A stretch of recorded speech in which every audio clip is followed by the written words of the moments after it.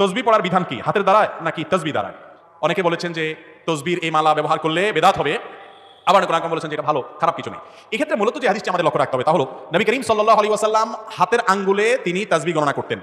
তিনি তসবিহ গণনা করতেন কিসে? হাতের আঙ্গুলে, এবং এটা তার নিয়মিত আমল ছিল। তিনি আঙ্গুলেই তসবিহ গণনা করতেন, এটাই সুন্নাহ এবং এটাই উত্তম। মহিলাদেরকে একবার বলেছেন, ইয়া নিসা আল মুমিনাত, মুমিনিন, হে মুমিনদের স্ত্রীগণ, নারীগণ, আলাইকুম বিত-তাসবিহ ওয়াত তাহলিল, তোমরা তাসবিহ তাহলিল করবা।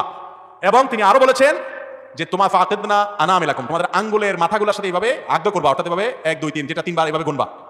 কেন? ফাইন্নাহুন্না মাসউলাত, কারণ কিয়ামতের দিন এই আঙ্গুলগুলো সম্পর্কে আল্লাহ জিজ্ঞাসা করবেন, এগুলো দিয়ে তাসবিহ করেছো কিনা, আল্লাহ জিকির করেছো কিনা, গুনেছো কিনা, অমস্তান্তিকাত, এবং কিয়ামতের দিন এগুলো কথা বলবে, তোমার পক্ষে সাক্ষ্য দিবে। এজন্য হাতের আঙ্গুলে তাসবিহ পড়া উত্তম, সুন্নাহ, ভালো। তবে উম্মুল মুমিনিনদের কেউ কেউ এবং সাহাবীদের আরো কেউ কেউ বিভিন্ন বিচি, খেজুর বিচি বা এটা সেটা, এগুলো দিয়ে তারা তাসবিহ গণনা করেছেন। নবী করিম সাল্লাল্লাহু আলাইহি ওয়াসাল্লাম দেখেছেন, তাদেরকে নিষেধ করেন নাই। এখান থেকে বোঝা যায় যে তাসবিহ, দানা অথবা এই জাতীয় কোনো বিচি ইত্যাদি দিয়ে যদি গণনা করে কেউ, কোনো অসুবিধা নাই।